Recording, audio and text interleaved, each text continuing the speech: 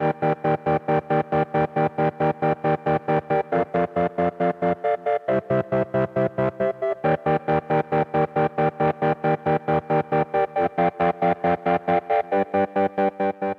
so hard to describe how the layering and all that works, because it comes from inside, and there's really no science to it. It's just I don't know. Could you talk a little bit about the musicians you've listened to, and kind of how, I guess, your influences, basically? I guess you have some, like you said, Philip Glass is, I guess definitely. You have a lot of minimalistic influences. Yeah, minimalist composers have done a lot for me. Steve Reich is definitely one of my favorite composers. Like John Cage at all? Yeah, definitely. Very much so. I've really been inspired by Animal Collective for the last probably 8 years. What's your favorite Animal Collective record? Strawberry Jam. I always it's something that I can constantly listen to and always go back to. Just the crunchiness and the rawness and the true emotive like punch of that album totally. is incredible. And the sound that they get, the tone is just indescribable. That's one of the things that's so beautiful about them, is that they're so true. I feel, at least I believe, that they're so true to their music.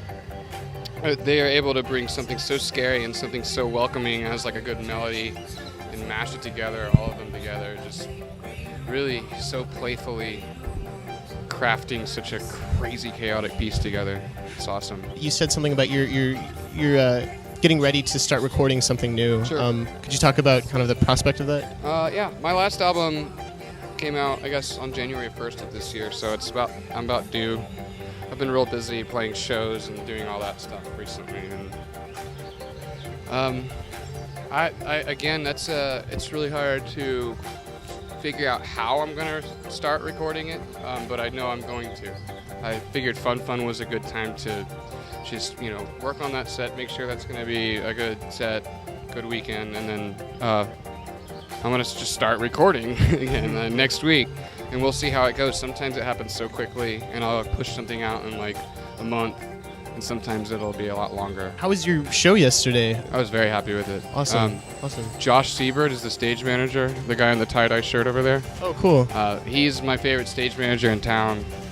He's a stage manager outside of Mohawk. He's one of the best stage managers in town, I'll put it that way. I don't want to have favoritism going around. I was very comfortable, in a large setting to play, on a stage that actually really allows my music to be heard the right way.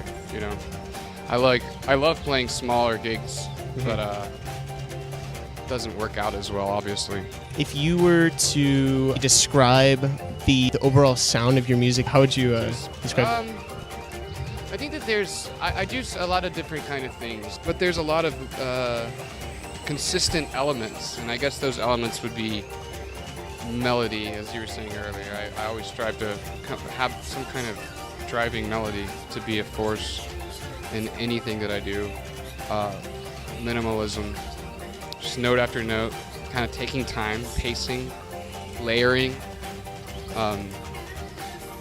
and just making sure that the composition itself is working out. I look at music as a producer and as a musician at the same time, so I'm really about a canvas. I definitely say colorful, vibrant melody is something that has always been consistent, I think, or that I strive for, and just emotional, something that's real and that will make people feel something, you know what I mean? Yeah. Like when you're driving in your car and you hear that song and you want to play it over and over again because you love the way that made you feel. Mm-hmm. It's so hard to really say in words. Absolutely. Thank you so much for talking to us, Roger. Yeah, of course, man. I appreciate it. Yeah.